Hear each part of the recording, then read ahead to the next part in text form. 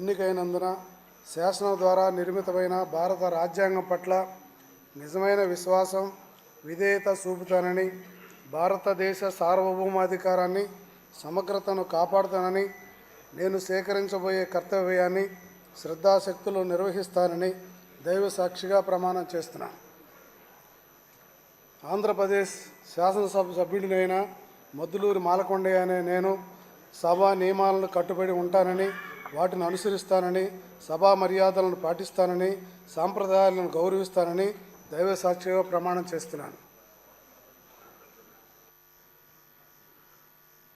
Shri మత్యలింగం Regam.